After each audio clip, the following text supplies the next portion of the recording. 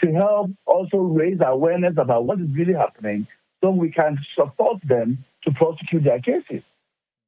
We talk about transparency, we talk about name and shame and all of that, and yet when it comes to doing that very core activity, we really shy away from doing it. So 9 months is all about being bold, but at the end of the day, they are appointed by the executive. That is true. And what they do and all of that, it also depends on what they are allowed to do. But if they really want to make sure that they succeed, then they must make sure they really rise above the challenge. They don't have to pay attention to the forces that be or the powers that be that is becoming a stumbling block for the work that they're supposed to do.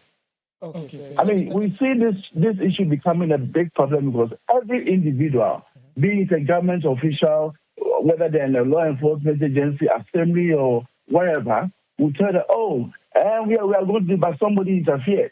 Who is that person? Nobody mentions the name. And if we are not very careful, we are just going to relive 8 years of the past.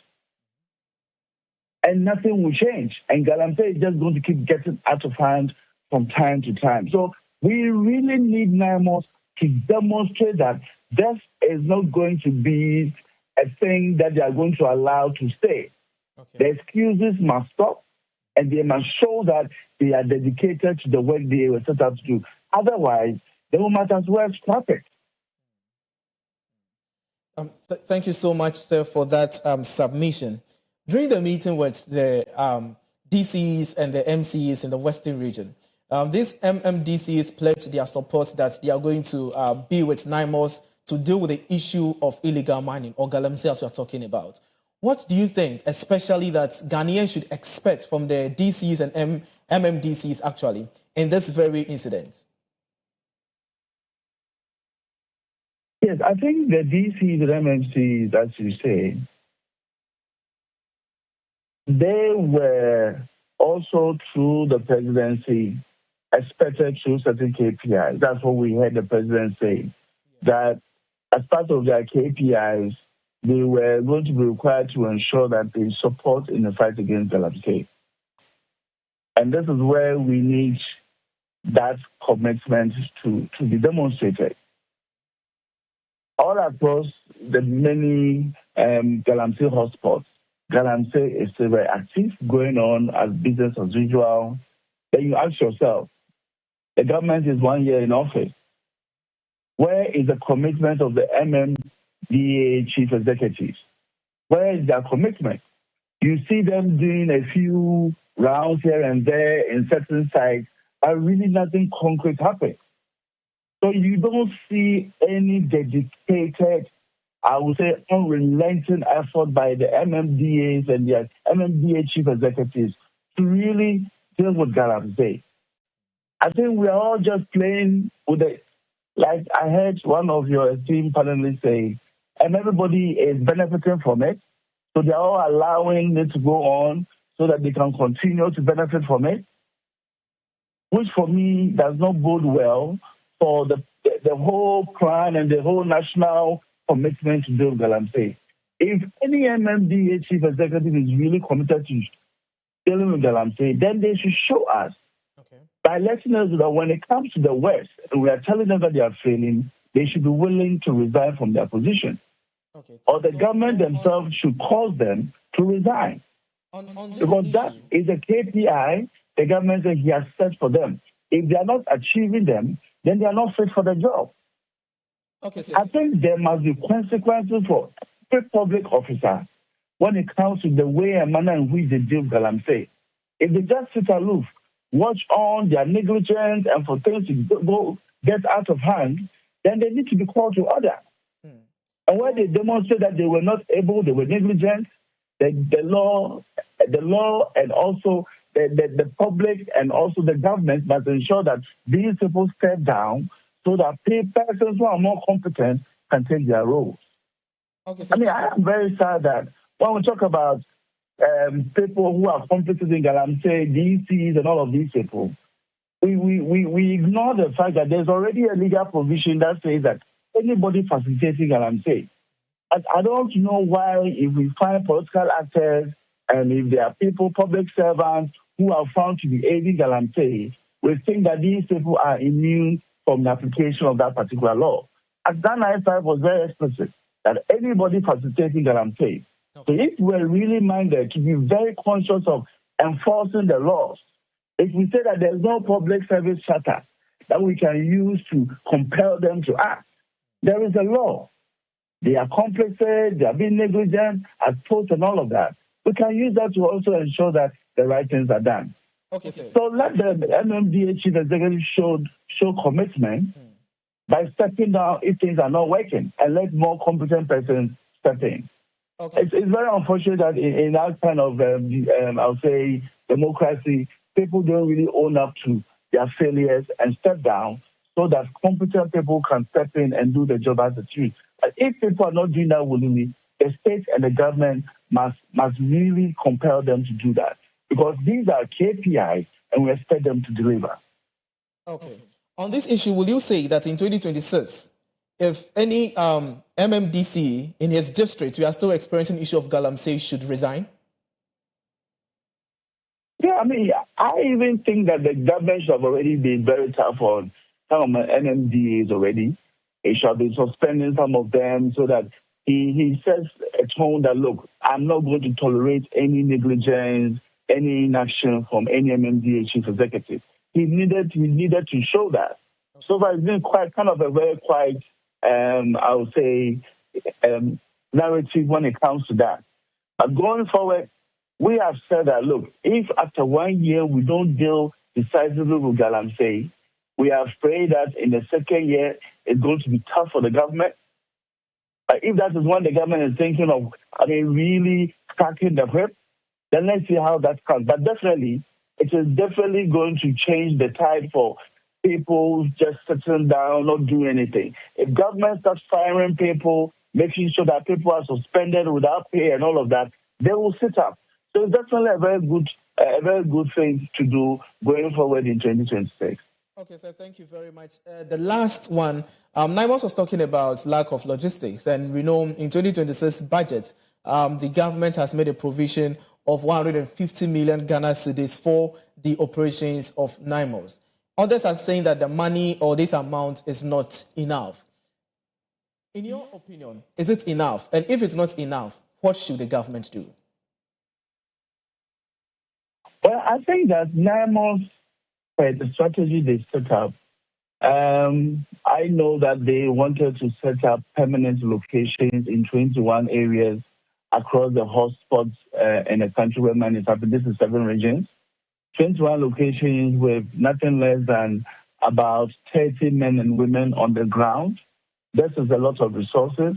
And then if you think about all the logistics, the vehicles, the GPSs they are using, the drones, the cars and administrative overheads and all of that, it tells you that clearly Naimos will need more resources.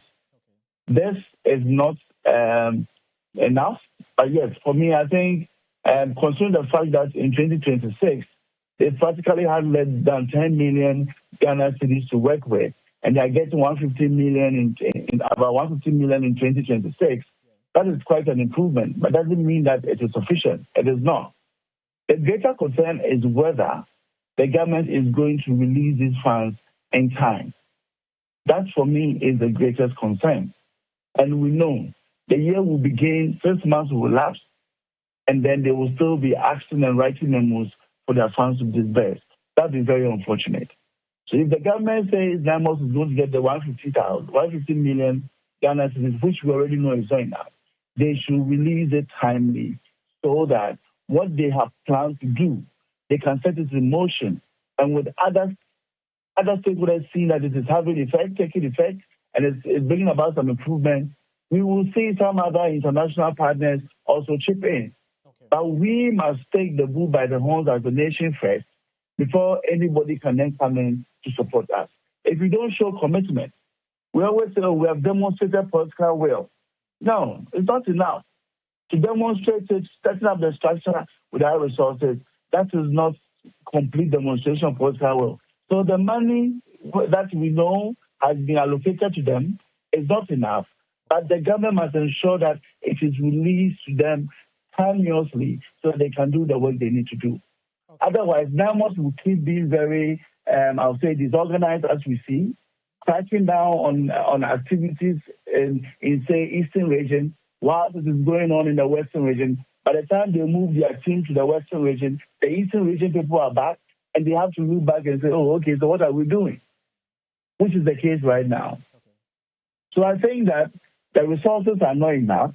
They need logistics, they need body cams, they need vehicles, they need drones, and they need, most importantly also, the Attorney General's office to be on standby to help them prosecute the cases very quickly so that our prisons are not inundated with all of these people in the cells.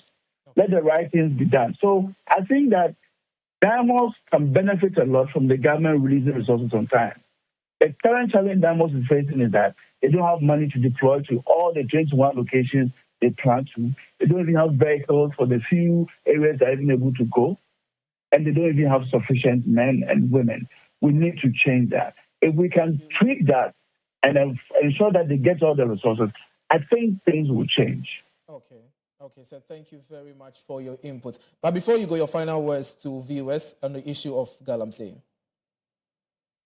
Yes, I mean, I have heard recent times that aside NAMOS, the military is also undergoing training to do some activities on Galamsey.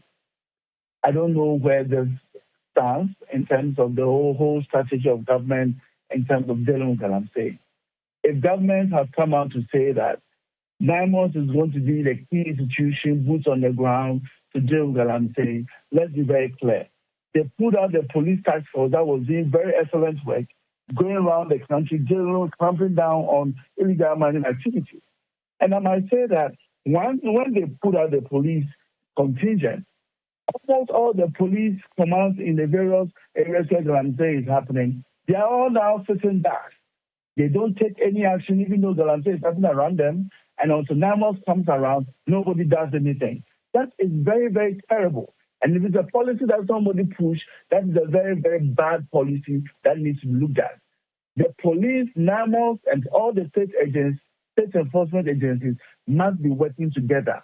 If the military are also now preparing themselves to join the fight, we need to know exactly what role they are going to play within the current existing structure or existing scheme that is in place. If we don't do that, and we have the military on their own agenda, NAMOS on their agenda, and the police also sitting aloof, then we might as well forget about it. We are not coordinating enough. And I think that we need to make sure that all the state agencies, EPA, Mineral Commission, Police Command, the various districts, and the various regional commands are working very well with NAMOS, who are able now, for lack of resources, are only get to a few places at a time. We need to improve upon our coordination. Okay, Otherwise, we must forget about winning this fight against Galamsey. It is right now too little, too chaotic, and until we coordinate it, I think we are not going to get where we want to be. Okay, thank you very much for your time. We really appreciate it and your insight into the issue of the fight against illegal mining. Yaira, this is what is happening. Thank you so much, Darabosu, for joining us. So this was based on the conversation around NAMOS and their need for more, help or resources and logistics to be able to operate effectively in the Western region. Now, I think during the conversation earlier in the show, we had a comment. This one says, I'm Alfred from Temadawenya. He says, I think the government's involvement in transport is a good thing. I also think the government must have big shops at the various, I think he's trying to say Abosokan, to control the prices of the spare parts. Thank you very much for that comment. So now moving forward to the rest of the conversations, we were talking about some of the trends. And I know Miriam has one trend that is on my heart as well. So if you take us through it quickly. Okay, so yesterday I saw a news, a funny, I'm always on the lighter notes. I mean, looking for exciting stories to talk about. And I saw that a 54-year-old woman has arrested has been arrested for operating her own prison inside her house. So according to police reports, the woman, who is also a beer bar owner, has converted part of her home into a makeshift detention facility. She locked up patrons who were either causing violence after drinking or failing to pay their bills. Authorities say since December 2nd, 2025, she has detained at least 36 men, many of whom were held for consuming alcohol at her beer bar without paying, while others were allegedly imprisoned for being abusive towards women when drunk. So this woman in her own house has set a place like a police station. Correctional facility, yeah. And I mean, as much as it is funny, this goes to show us the way our society is lacking in these things. Because as you can see, aside defaulting on payment, she also incarcerates the people who, you know, tend to look towards violence when they are drunk. And so me personally, I don't understand why she's being arrested. If anything, she should be empowered to be able to control some of these people. She's not in the right position to arrest anyone. That is why we have the police, you know, around. If someone is causing, you know, chaos or by the time violence, the police will get there, so she has locked them up so that the police will just come and take the person away. I mean, she could become a partner to, because she owns this bar and all of that. It's for recreational, you know, activities, but people are using it, you know, they tend to misbehave, and some too will try to run away. You know how these things sometimes go, indulging in their vices. I think a partnership should rather be encouraged. Yes, that's right. And she being a woman doing this.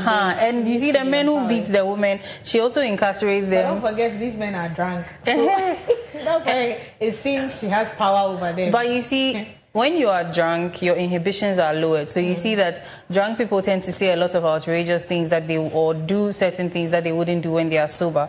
So if you are resorting to violence when your inhibitions are lowered, it means it is in you. And she has kept you in a correctional facility so that you'll be brought back on track. Oh God, this story is so funny. But I saw comments on the fact that they said they should free her, allow her to operate. On Tuesday, I wanted to talk about something happening in Nadmo. And that some staff were complaining that they haven't been paid for, I think, 11 months.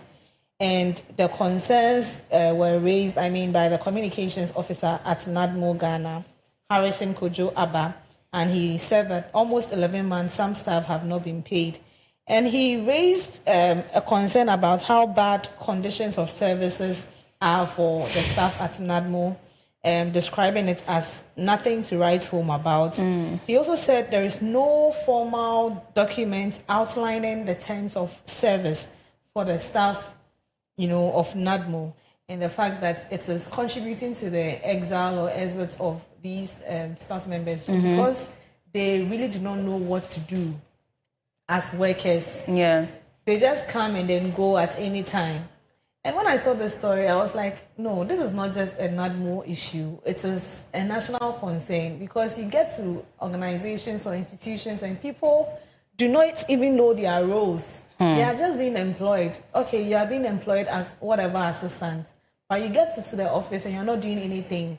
You just sit there doing nothing. And so if they are complaining, I think they have the right to also complain. But, 11 months not being paid, is that why their response to, emergencies are low? Someone is also asking, because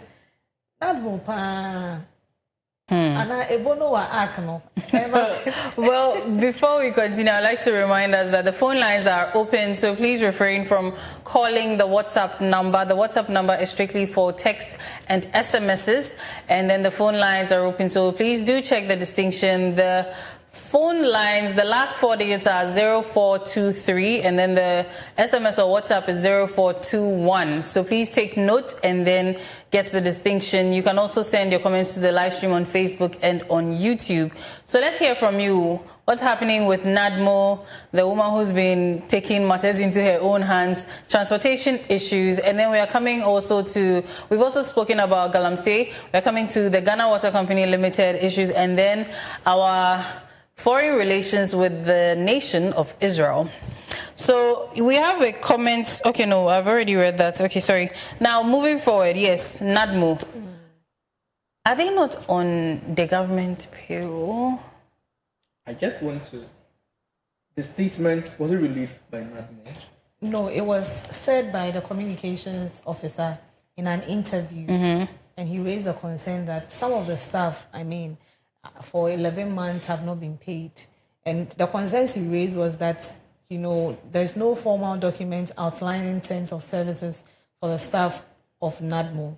And that has contributed to the wave of staff exits from, the company. So because they are not being paid, most of them are not coming to work. They've stopped.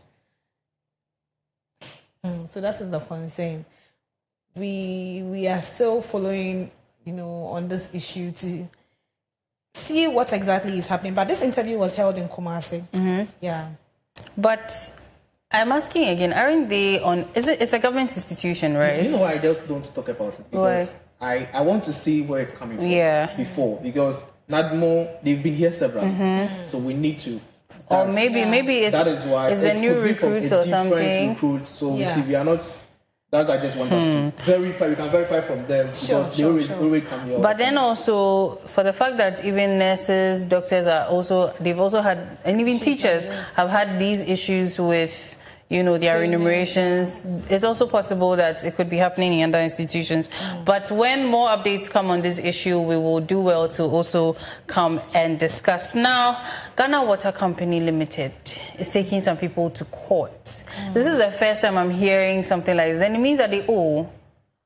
This is the first time. I'm hearing courts like... They started in 20... This is the first time I'm hearing that they are taking people to court. Because usually we know that, they'll come and disconnect your pipes. I was going to say a trial pipe, but keeping it a little formal. You get disconnections and then that's all. But court, and I think let me try and find some of the companies or the individuals, if any of us has access to that information. As you're looking for the individuals, let me just give a background. They started this exercise in November 2023. That they want to go on nationwide revenue mobilization exercise in November 2023. The reason being that they realize now currently the government is not giving them the subsidy or what government used to give them in terms of their cost in operations. Government is not doing it anymore. So they are relying basically on their own internal generated revenue. Oh yes, that's what they are relying on to take care of all their operations. So if you have a company or organization and the revenue is not forthcoming, the question is, how would you operate that very organization? The only means is to go for loan or to seek for help and sponsorship from other places. Unfortunately for Ghana Water Company Limited, it is a government-owned. So if we are looking for loan, it means that the government needs to go out there to borrow or to look for money to finance the activity of Ghana Water Company. Yeah. But there's another conversation that recently, just last week, PURC brought up increments in the tariffs, yes, in terms of electricity and also water. So the question is it that we need increment in tariff or we need to strengthen the mobilization exercise of these two institutions? Because even if you should increase tariff, bear in mind that it is only the few people who pays the bill will be the same people to pay. The rest are not going to pay. And reports from Eastern Region will tell you that close to only 30% of the customers do pay their revenue or do pay their bill every month. So we have a chunk of 70% of customers who don't pay their bill every blessed month. So how do they expect Ghana Water Company to operate? That is one conversation. That is what people are asking. How do you expect them to operate? How do you expect them to be able to pay their staff, to be able to carry on with the treatment plants that they need? Recently, we know they've shut down some treatment plants. So how do they expect Ghana Water Company to carry on this activity? What is the issue? The big issue is the life. I always say that ordinary Ghanaian, we have a role to play if we want things to work.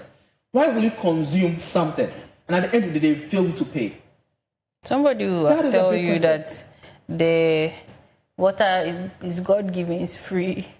Like air. Yeah, right. But that's just on a lighter note. Exactly. So why will you consume without paying. If you are going to the market to buy food, you go there with your empty hand. You don't do that. How the vendor will sound you there? You go back home. So the issue is it because it is government owned? That is why we are treating it like that. You see, growing up, we hear a statement. People will say that "Abanye juma yanswa." You see a bit so. Into what brand would you see? That is the perception most people have about government institutions. That is a mentality. Because at the end of the day, it is not owned by my father, it is not owned by my mother. So even if I don't pay, government will come in. And this is the issue we have. This is the mentality we have. That is affecting a lot of government institutions. Ghana Water Company is one. So you, the person who is owing water bill for close to a year, close to years, and you are not paying, how do you expect them to go? They raise another issue of illegality. On which a pipe no also connected back door. Why? So I don't want to play devil's advocate, but then there's also this aspect of the Ghana Water Company that we also need to talk about, which is that there are certain communities where it's like the pipe even flows just once in the month, but the water bill comes and it does not tally with the amount of water and the frequency of the flow. There are people that have complained about this severally, that even they buy water from the tankers. They don't even use that, but some way, somehow, they get a bill from the company. And then there are allegations that there are other big people who are using the water for free and they are not paying and all of that. And then the monies are rather being diverted to the ordinary citizens. So it could be one of the motivating factors that leads to the fact that citizens are not, so enthusiastic about paying their water bills. But that being said, we have a caller on the line. Yes. Hello? Hello, good morning. Thank you for calling the Koko Digest Morning Show. Your name and where you're calling from, please. My name is Anas, calling from Tema. Would like to hear you, please. Yeah. Good morning, the panel. I want to talk something about Ghana Water. Nah. Is there no people who are heads, who are in charge of the Ghana Water in that part of the western region or eastern region? Is there no any people who are heading that company called Ghana Water in that region? You see, Ghana here, we are all jokers. There is somebody, when you go there, you get a director. You get in charge of director, in charge of administration, in charge of human resource, in charge of this, in charge of this.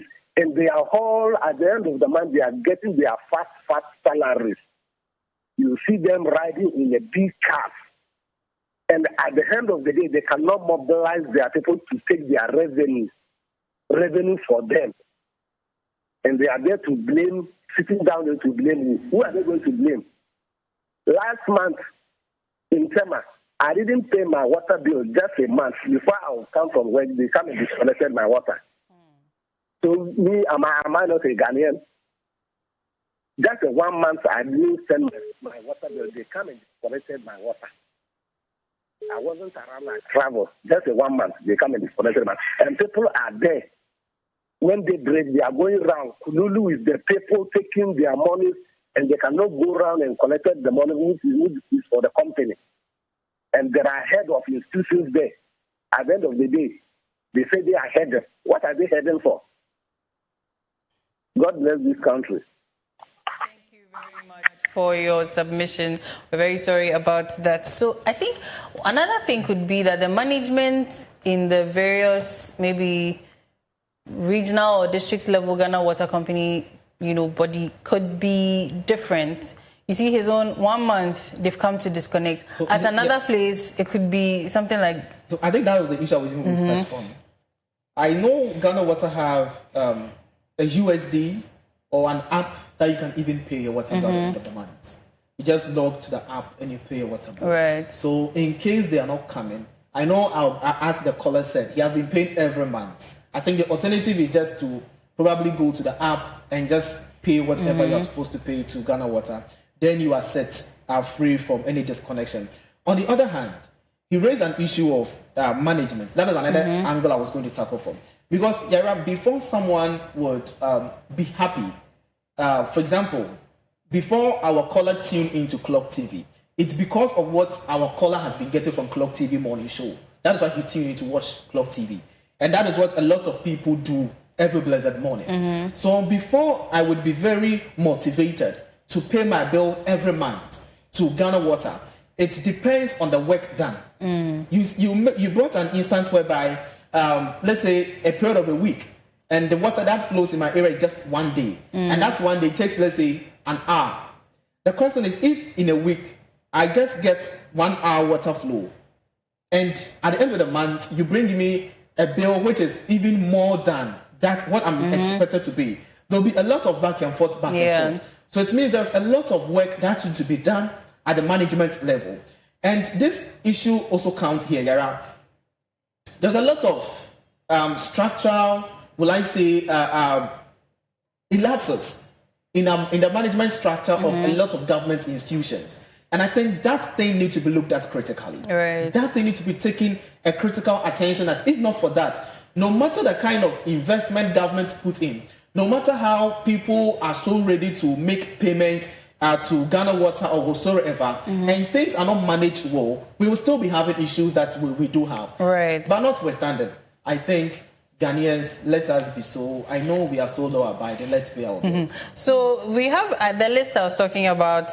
So the list of initial defendants that are being sued at the moment includes both public and private individuals and some businesses, quite renowned, and it's actually very sad to see some companies even involved in this. And it will not be exactly, it will be like putting their dirty laundry out there, even though it's already on the internet. I'm sure we can find it, but I won't be the one to put that out. But again, there was a time, I think during my national service where I worked, we went on some trips to inspect certain water projects. And we went, I think is it Tepa? They have this thing where it's like a meter. I forgive my memory, this is about a few years ago. And it's like you have this key thing. So the community tap, the amount of, just like a credit card or ECG credit, if let's say you have 50 cedis worth of units on it, when you use it on the tap, you are getting 50 cedis worth of water, or 25 now coffee abba. I think that is something we should have all over the country, where this time you're not going to be chasing anybody for, you buy your units, your household, you need 100 units of water every month. You buy it on the card, you use that, every week. So 100, you divide it by 4, 25 units per week. You've already paid prior. So there isn't even going to be an issue of you haven't paid for water in a month. If you don't pay for water, it means that you didn't need the water, so you don't have it on your key or your card or whatever, the equipment is. Then you also will not have the issue of the tap didn't flow, and so they brought you this bill and it is way more than what you need. And even with the key card, if let's say your community tap is not flowing, maybe it could be used in another community, because sometimes these pipelines, so they get damaged and all of that. So if you go to another community and you can use it there, you've already bought it. So I think this is something that should be nationwide, should be implemented. Then some of these issues will not happen. And I also feel we should start venturing into borehole drilling. With this galamsey. Oh, if you can't afford to pay, water bills and other things, you can have a borehole in your compound and then you'll be using it to solve the problem. One of the key things Ghana Water Company does is the treatment of the water to make it potable. When we go for borehole water, usually it's for domestic use. Even sometimes using it to cook is a bit of an issue because of all the minerals and things found in it, notwithstanding even the impurities. So if we are venturing into borehole, then there has to be something to be able to treat this water to make it, because if now borehole becomes a thing, now so many pure water companies are rising. We already have quite a number. Then we find out that some brands are using borehole water, and we don't even know if these bodies of water are being treated and treated properly for consumption. We will bring a whole new problem to the nation. So I just want to come in from this very point. You made mention of the fact that we have a card, like a key. I have seen it. When you go to Wasa East, there's organization known as NUMA. NUMA, and they deal in production of water. Since the Ghana Water Company Limited is unable to supply the entire Wasa East district, which is over 200 communities. NUMA is there to do that kind of production. And what they do is, when they come, you just have to buy, as you are saying, like prepaid, like what we have for ECG. You buy the water, the amount of water you buy is what they pump into your either reservoir or whatever you have. Yes. That is what NUMA is doing. And there's a private organization providing water for underprivileged. The issue of borehole, as Mimi said, is the way to go. But what is Ghana Water Company saying? Ghana Water Company is saying that people or defaulters are no more using the water from Ghana Water, but they are now look into the aspect of borehole drilling in their house. So instead of them paying their bill, so as they owe, they've gone to also hide. Exactly. So they are saying that if they come and you've not paid your water bill and you have a borehole, they will still close down that borehole. I don't know how they are going to do it. So it's like Ghanaians have already found alternative means of getting things. But there was this big thing I just want to talk about, is the fact that sometimes when you are walking, you see, what's a pipe, not pipe. Yes. That's a big issue. And I don't know. It's not under the ground. Yes. It's not deep enough. And all these things is a cost to the nation. It's even a cost. It seems to happen close to the Accra City Hotel when it rains, or sometimes you just see water flowing, and I keep wondering, where is this water from? At the end of the day, we will end up paying for it. Yes, and that's what ends up happening to with the ordinary citizens, that you've used 200 cedis water, the bill comes in 1,000 cedis. And it's probably because there's a burst pipe somewhere, and all of that water needs to be accounted for. But hopefully the people being sued will be brought to book. And then the rest of us who are also watching, we have to also take this as a deterrent and, be law abiding. Let's be reasonable. If you're not using Ghana Water Company's water, you're using your borehole, then make sure any outstanding bills you have paid them. So quickly, before we wrap up, Ghanaians were not treated very well, or were treated very poorly, even some of our dignitaries, when they got to the airport in Tel Aviv in Israel. And our Foreign Affairs Minister has also decided that some action will be taken, and they're looking into deportation of some Israeli nationals here in the country. They've already... And Ghanaians are like, we are funny. We are like, hey, don't start something you cannot end, though. Who has deported who?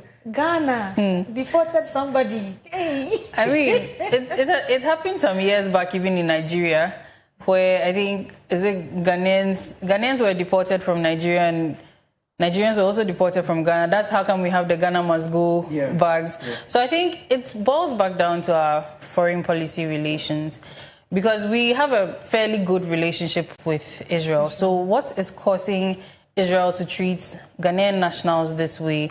And have they thought about the implications of our relationship moving forward? Because if, as my colleagues, I come to your house for Christmas and then you use broom to sweep me away, you don't expect to come to my house and I'll openly... I'll use cutlass. No. Before coming to my house, did you tell me you were going to come to my house for Christmas? But you already know. I mean, considering... Because... You gave me bad treatment when I came to your house. Exactly, because the Ghanaian nationals and dignitaries that went were there for a program. So it's not like they even came there for holiday, that, some security measures needed to be put in place. Yes, the security measures are necessary, but you are aware that this is why they are here. And communication between both embassies also went on. But I think more information will come for that. Yeah, right. I just wanted to, just a quick one, just the paragraph of the statement from Ministry of Foreign Affairs. They said on the 10th December 2025, following the ill treatment, that was the word they used, ill treatment, and unjustified deportation of 3 Ghanaian nationals by Israel authorities, the government of Ghana has been compelled to retaliate by deporting 3 Israelis who arrived in Ghana earlier today. That was yesterday. So I think, Yara, Ghana, we shouldn't be taken for granted. We have cottoned for so long, and when it happens like that, other people take us for granted. I think the Ministry of Foreign Affairs is doing a good thing. Let us, at the end of the day, what we want is peace. What we want is that our bilateral relation with Israel will still be strong, and it will still be good. What I wanted to say on a lighter note is the fact that Bible says that Israel or my concron and then they should behave concron. My Israel. That is on a lighter note on this but I believe the statement said there is a communication going on. They are talking, and I know that a good thing will come out. And then there will also be, comments about the fact that retaliating in the same vein could actually, destroy the relationship. Somebody should be the bigger person. But then also, how long would, Africa, the whole notion around African countries. So I think these things, even if you want to retaliate, there has to be some sort of decorum in our actions so that we don't end up causing a whole new, because Israel is already terrorizing Iran. What if we are next? But we have a comment here. This one says, "Hello, Clock TV. Good morning to you all and greetings from Nigeria. Kudos to the sports team that won on Tuesday and Wednesday UCL games. As for Chelsea and Real Madrid, we can attest to the fact that they are still not who they think they are. And as I always say, agenda delayed is never agenda denied. The bigger boys are coming to show them the difference." So this is from Benedict. Yes, our sports host. He's in Nigeria for a project. Yes, I think this is with regards to the sports segment. Your comments didn't come early enough. Thank you so much for your comments. And all too soon, the segment or the show has ended, and we would like to say a big thank you to you both for joining me here. Thank you also for calling. Thank you for sending your comments and sharing your thoughts with us. We are most grateful. We are also grateful to Darrell Bosu for his time here with us, enlightening us on the Galamsey issues, and also to the whole team. Without you, this show would not have been a success. We hope that you have an amazing weekend ahead, and Merry Christmas to us all.